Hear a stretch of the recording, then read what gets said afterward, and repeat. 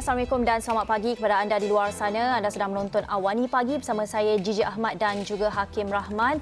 Dan pada jam ini kita akan bawakan apa perkembangan terkini dalam masa 24 jam yang kita sediakan di astroawani.com. Ini kemungkinan sebagai recap lah kepada anda di luar sana. Mungkin ada yang terlepas. Dan yang pastinya norma baharu kita setiap hari kita akan membawakan perkembangan terkini, angka kes terkini dalam Malaysia berkenaan dengan pandemik COVID-19. Dan setakat ini 3 kes baru dan tiada kematian dicatatkan. Ini kata Ketua Pengarah Kesihatan Datuk Dr. Noor Hisham yang berkata setakat ini jumlah kumulatif kes positif COVID-19 di Malaysia setakat 29 Jun adalah 8,637 kes dan kes keboleh jangkitan aktif sebanyak 182 kes. Dan Dr. Noor Hisham berkata terdapat sebanyak 16 kes COVID-19 yang telah pulih sepenuhnya dan menjadikan jumlah yang sudah pulih sembuh sekarang adalah 8,334 kes. Dan kalau kita lihat juga daripada jumlah jangkitan 3 kes baru ini, 2 kes yang dilaporkan adalah penularan dalam negara dengan satu lagi kes di Selangor dikesan ketika prosedur rawatan dan satu lagi di Sabah ketika saringan tempat kerja iaitu sebuah pasar disanakan. Inilah hasil ataupun keberkesanan SOP yang digariskan di mana pihak MKM Majlis Keselamatan Dalam Negara sebelum ini memberikan garis panduan dan SOP iaitu untuk pekerja ketika industri mula-mula dibuka semula sedikit demi sedikit, pekerja perlu melalui saringan kesihatan, pergi dan balik kerja dan perlu merekodkan di mana mereka pergi. Sebab itu ada kepentingan aplikasi seperti MyTrace dan juga MySejahtera untuk memudahkan proses saringan ini dilakukan. Kerana daripada 3 kes baru yang dilaporkan ini seperti kita maklum melibatkan mereka yang ketika dalam cuba untuk merangsang kembali ekonomi itu di pasar dan di ketika prosedur rawatan. Dan selain itu juga kalau kita lihat angka-angka ini yang tetap berlaku setiap hari tetapi angkanya 2 digit, kadang macam semalam 3 saja kes baru dilaporkan. Ini menunjukkan kita berada di landasan yang betul ketika dalam proses pemulihan ataupun PKP pemulihan ini. Dan banyak lagi ada kami rangkumkan untuk kami bawakan kepada anda beberapa perkara yang berlaku dalam sidang media Ketua Pengarah Kesihatan.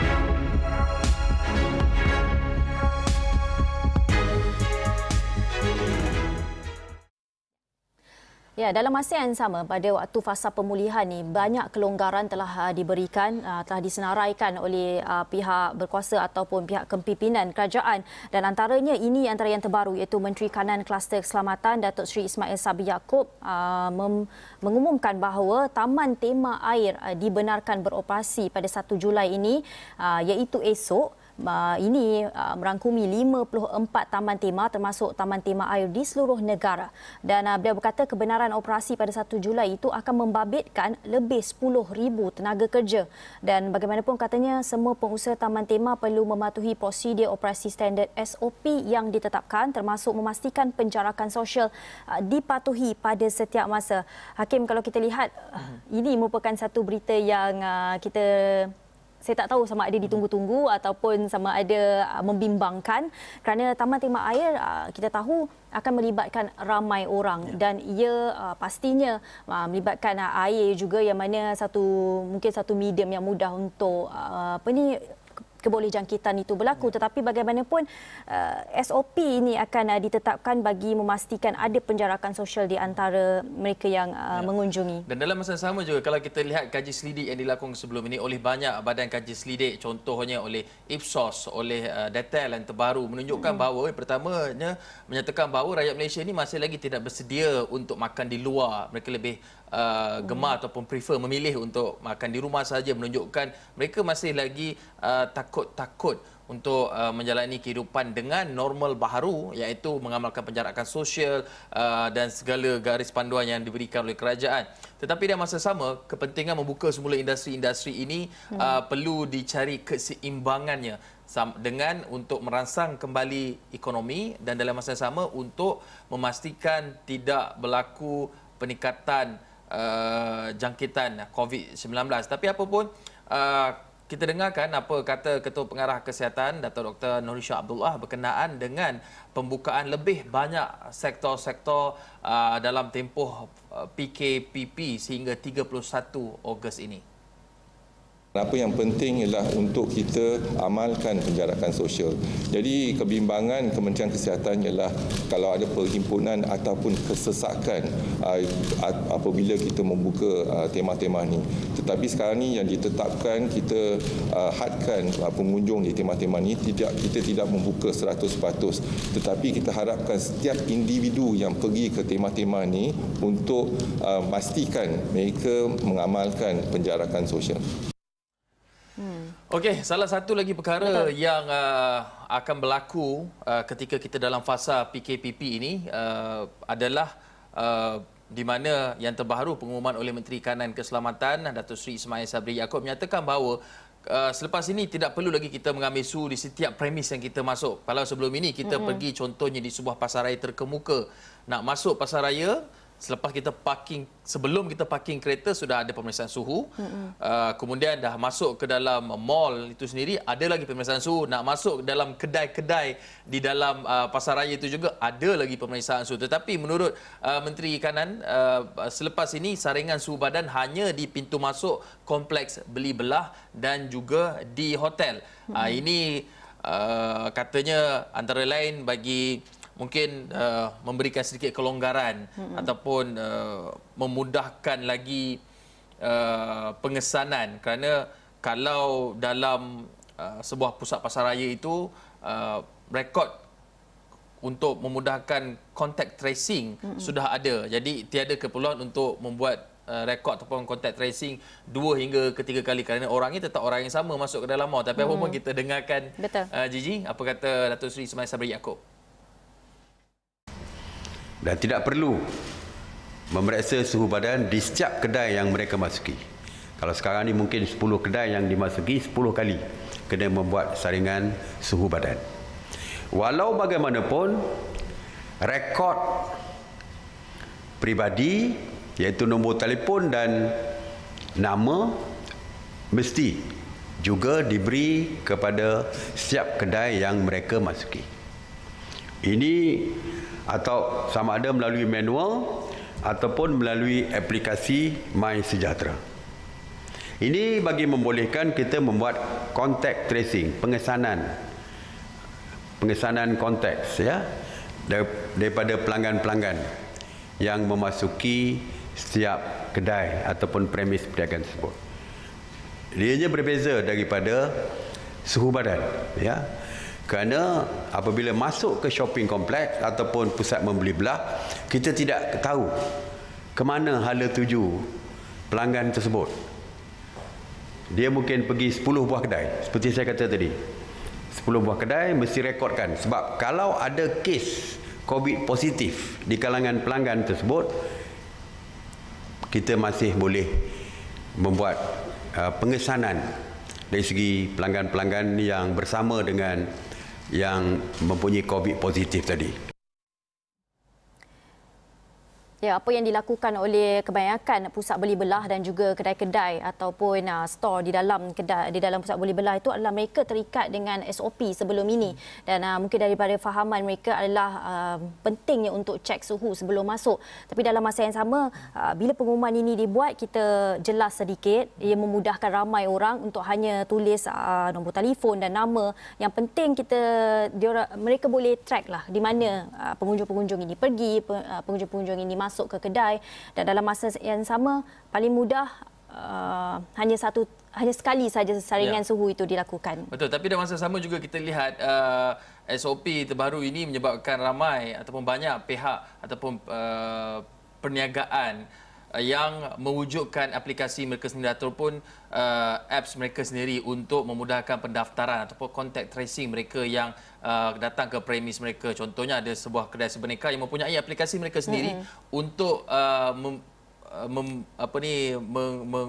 contact tracing. Saya tak tahu contact tracing bahasa Melayu apa, untuk pengesanan kontak kepada pelanggan-pelanggan mereka. Jadi mereka kena download apps baru untuk scan QR code untuk merekodkan kehadiran mereka di situ. Tetapi dalam masa yang sama sebenarnya kita perlu ada dua aplikasi saja dalam telefon pintar kita. Yang pertamanya My Trace dan yang keduanya My Sejahtera. Dan yang lain-lain itu sebenarnya data itu kemudian akan tetap diberikan kepada Majlis Keselamatan Negara, kepada pihak kerajaan, bukan untuk mengambil data-data peribadi anda, tapi hanya nama, nombor telefon dan bacaan suhu dan juga butiran jam berapa, di mana anda memasuki sebuah premis, bagi memudahkan usaha pengesanan kontak. Sekiranya kalau ada apa-apa sebenarnya yang kita berlaku, kita pula ada kat tempat tu, senang kita nak dihubungi.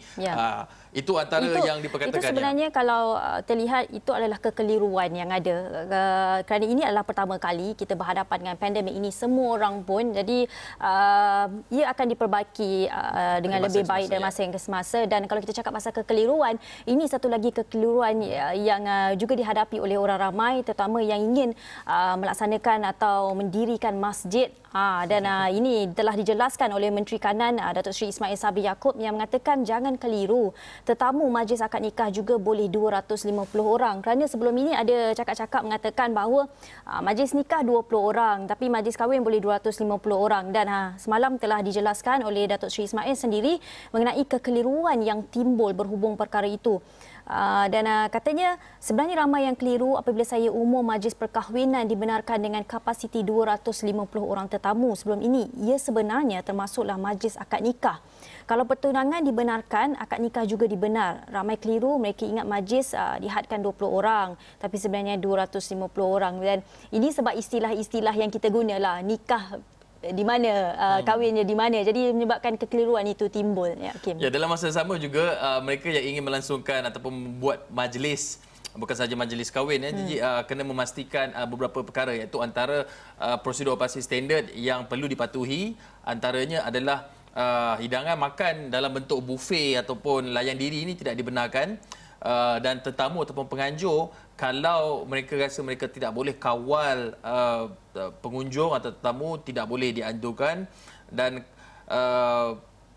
kena pastikan tempat makan ni ada kedudukan jarak sosialnya. Ada jarak sekurang-kurangnya 1 meter dan mereka ni tidak berkumpul di tempat makan. Dan satu lagi adalah tempat makan tu tak boleh berkumpul, satu hal. Jangan lepas makan duduk luar, berkumpul pula dekat luar. Itu pun tidak dibenarkan. Tapi apapun, kami ringkaskan intipati SOP untuk majlis perkahwinan ataupun kenduri ketika PKPP. Sebenarnya ramai yang agak keliru apabila saya mengumumkan majlis perkahwinan dibenarkan dengan kapasiti 250. Majlis lain dibenarkan. Ianya termasuklah majlis akad nikah.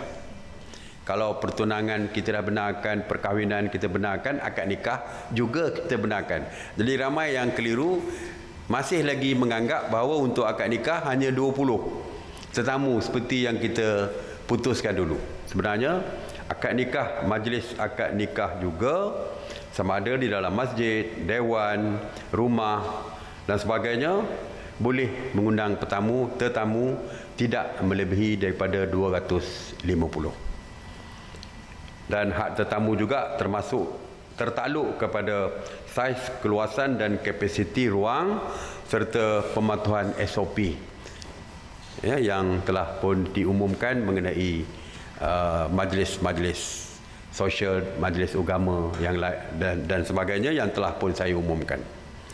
Kebenaran untuk majlis jamuan perkahwinan ini juga adalah terbuka, juga tertakluk kepada majlis perkahwinan agama lain. Itu apa yang dikatakan oleh Datuk Seri Ismail Sabri. Dan untuk artikel mengenai SOP Majlis Perkahwinan ada kami sediakan di astroawani.com dan anda boleh melihatnya di situ. Dan dalam masa yang sama di PC Datuk Seri Ismail Sabri itu banyak dikongsikan mengenai pengumuman antara Taman Tema Air tadi, Majlis Perkahwinan, dan juga ada juga SOP mengenai ataupun diperkatakan mengenai konvoi motor. Dan kita nak lihatkan rangkuman apa yang telah dibawakan dalam PC ataupun sidang media Datuk Seri Ismail Sabri semalam.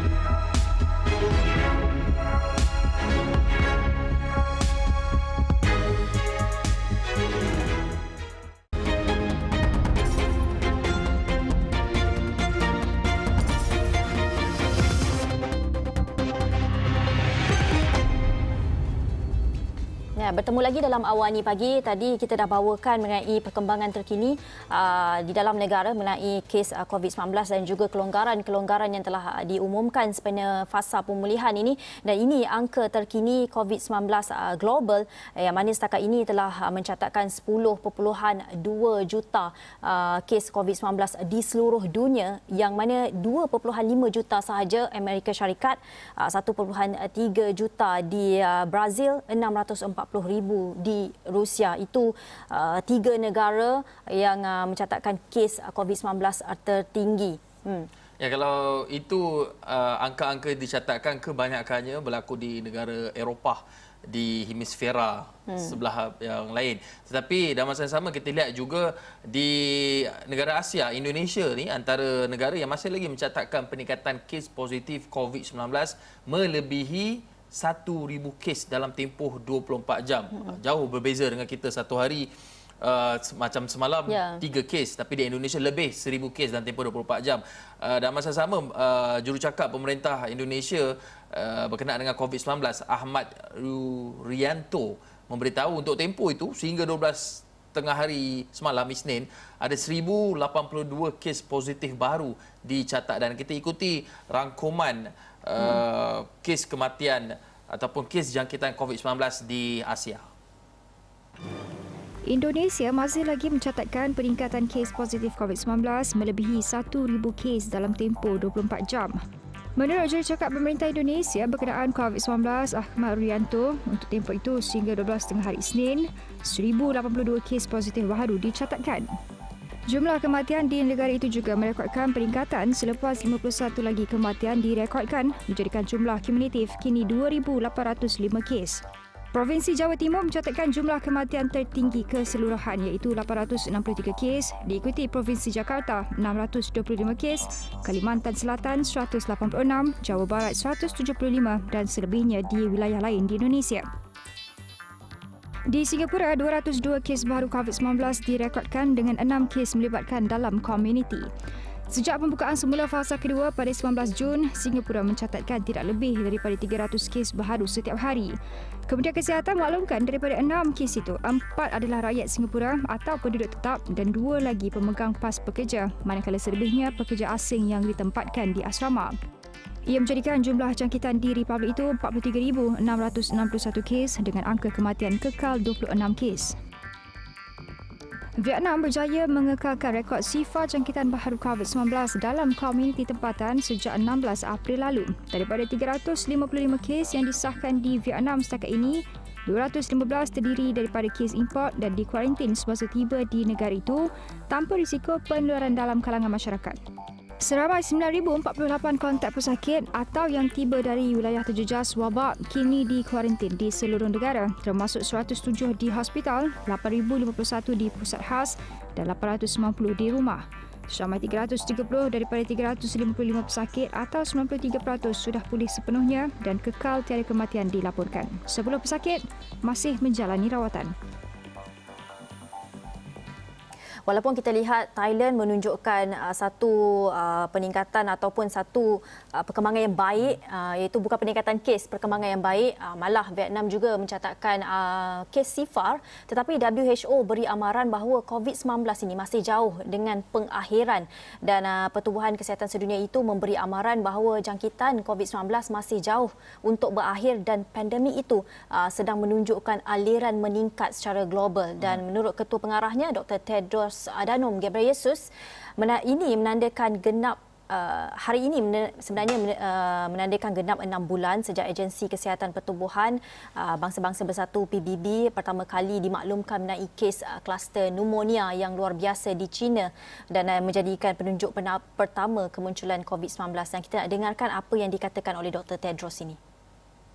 Katanya 6 bulan lalu tidak seorang pun yang dapat membayangkan bagaimana dunia dan kehidupan manusia dilanda gangguan oleh virus baharu itu. 6 months ago, none of us could have imagined how our world and our lives would be thrown into turmoil by this new virus. The pandemic has brought out the best and the worst of humanity. All over the world, we have seen heartwarming acts of resilience, inventiveness, solidarity, and kindness.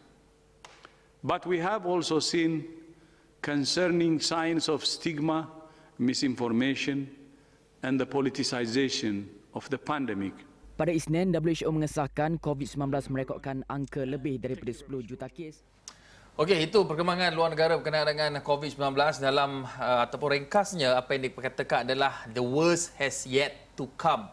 Maksudnya kalau kita rasakan keadaan ataupun situasi ini sudah cukup buruk tetapi ia boleh jadi lebih buruk lagi jika kita tidak mengamalkan garis panduan ataupun mengikut SOP yang ditetapkan oleh Pertubuhan Kesihatan Sedunia ataupun agensi-agensi kerajaan bagi memutuskan rantai jangkitan ini dan kita alfa ataupun leka dengan sedikit kebebasan yang kita peroleh ketika ini sehingga kita tidak mengamalkan jarak sosial, tidak menjaga ataupun mengamalkan penjagaan kesihatan yang rapi, maka angka ini boleh terus meningkat. Tetapi apa yang dikatakan oleh Ketua Pengarah WHO itu adalah dalam konteks global.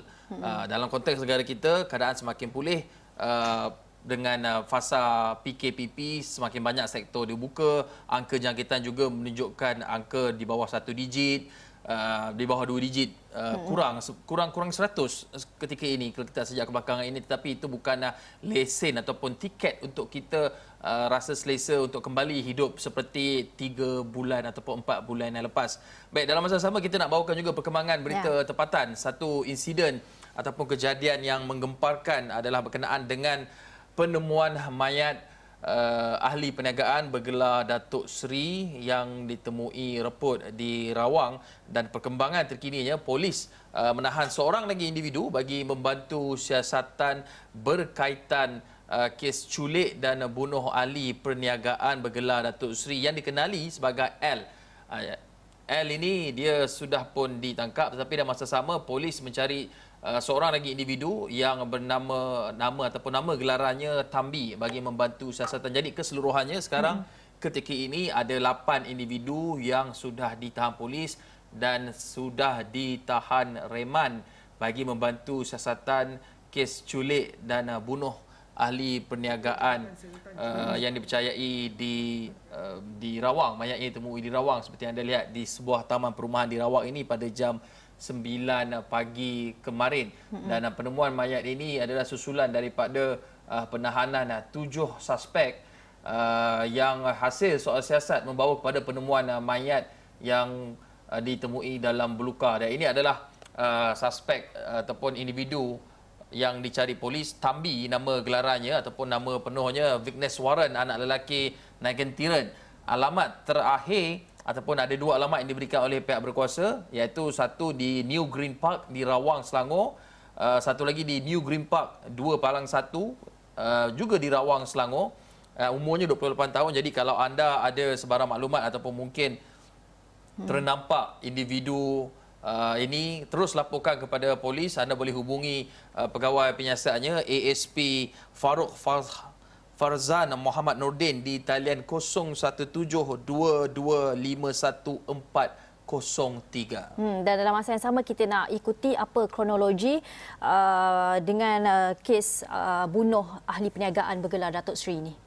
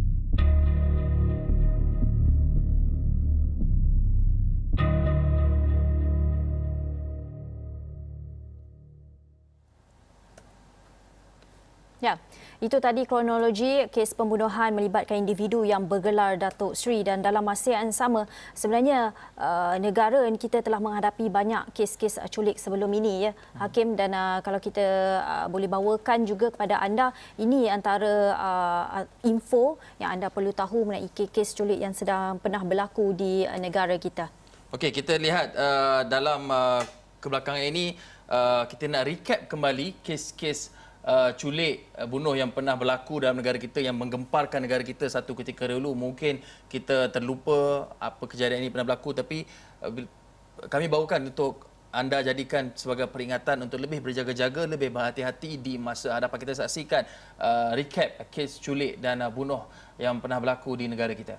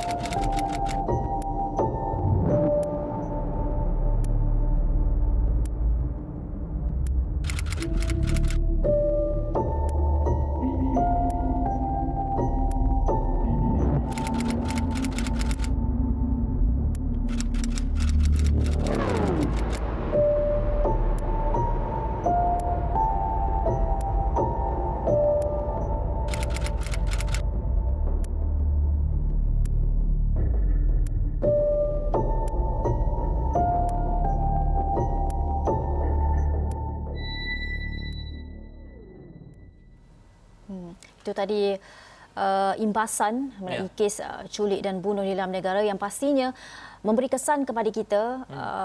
Dan kali ini satu individu ditemukan bergelar Datuk Sri yang dikatakan diculik di Damansara Perdana, dan kemudian mayatnya ditemui di Rawang. Mangsa apapun kita harapkan yang terbaik untuk mangsa dan keluarga mangsa dan siasatan segera dilakukan. Tapi itu saja untuk Awal Ni Pagi jam ini. Sekian saja, saya Hakim Rahman dan saya Jijak Ahmad. Terima kasih kerana menonton. Bye.